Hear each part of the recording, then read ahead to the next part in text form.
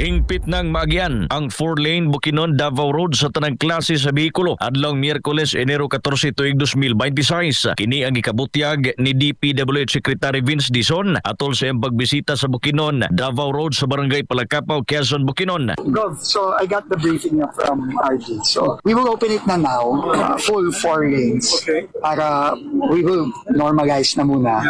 And then we mobilize na for asphalt overlay by Friday.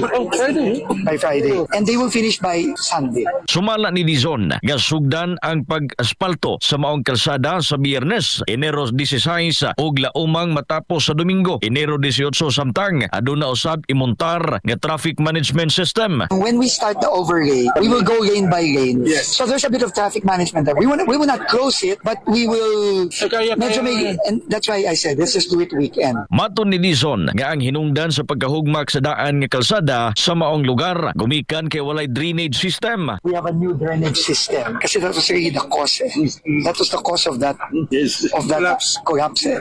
There was no drainage. The water really seeped into the soil na. Yun, gumunas. Gibutyag nga maumatod pa kini ang permanent alignment kay dili na angay irisgo ang nahugmak nga dalan nga gikamatay sa magtiayon sa nakalabay nga tuig. Gikataho nga halos 40 milyon pesos matag adlaw ang economic losses tungod sa pagsara sa kalsada kung diin dako ng tabang ang new open 4-lane alang sa ginabiyahing agrikultural, goods ug sa tourism sector. Mga katropa, para sa hayahay nga dagan sa kinabuhi, likay nga magkasakit kita. Palig-una ang immune system pinagi sa paggamit sa Santon Vitamin C alang sa nagkahiusan Pilipino para sa Pilipinas. Katropang Joe Bihok, XFM News.